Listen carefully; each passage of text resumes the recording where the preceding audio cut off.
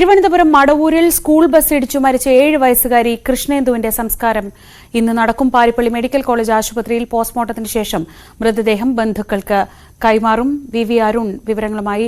അരുൺ, അതിദാരുണമായൊരു സംഭവമായിരുന്നു അന്നുണ്ടായത്. എപ്പോഴായിരിക്കും സംസ്കാര ചടങ്ങുകൾ? ശ്രീജ, 10 മണിക്ക് ശേഷം പോസ്റ്റ്മോർട്ടം ആരംഭിക്കും.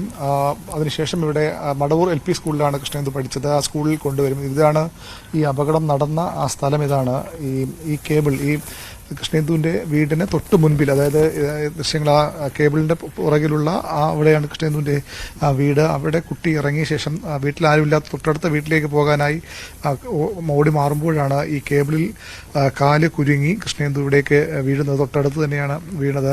ഡ്രൈവർ ആ സ്ഥലം സ്വാഭാവികമായും കുട്ടിയെ കണ്ടിരിക്കില്ല.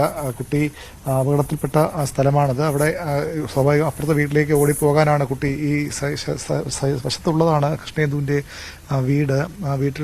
വീട്ടിൽ ആരും ഇല്ലാത്തതുകൊണ്ട് അമ്മയും അച്ഛനുമൊക്കെ ജോലിക്ക്, അച്ഛൻ എംപാനൽ കണ്ടക്ടറാണ്, ഡ്രൈവറാണ്, KSRTCയുടെ താൽക്കാലിക ജീവനക്കാരനാണ്. അമ്മയും മറ്റൊരു സ്വകാര്യ സ്ഥാപനത്തിൽ ജോലി ചെയ്യുന്ന ആളാണ്. അതുകൊണ്ട് തന്നെ വീട്ടിൽ ആരുമില്ല. അവിടെ തൊട്ടടുത്ത വീട്ടിലേക്ക് പോകാനാണ് കുട്ടി ഇവിടെ നിന്ന് ഓടി മാറിയത്.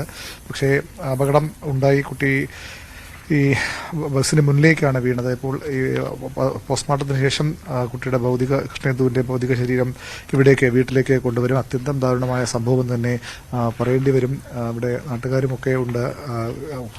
സ്കൂൾ ബസ്സിൽ നിന്ന് ബസ്സിലുണ്ടായിരുന്നു എന്ന് പറയുന്നു. പക്ഷേ കുട്ടിയെ വീട്ടിലേക്ക് കയറ്റി വിടുക എന്നുള്ളൊരു ചുമതല കൂടി ആയമാർക്ക് ഉണ്ട്. അത് നിർവഹിച്ചു എന്ന കാര്യത്തിൽ സംശയമുണ്ടെങ്കിലും ഉന്നത വിദ്യാഭ്യാസ വകുപ്പ് മന്ത്രി അന്വേഷണത്തിന് ഉത്തരവിട്ടിട്ടുണ്ട്. എങ്ങനെയാണ് ഈ സംഭവം ഉണ്ടായത്, കുട്ടിക്കൊപ്പം ഉണ്ടായിരുന്നു എന്ന കാര്യത്തിലൊക്കെ അന്വേഷണം ഉണ്ടാകും.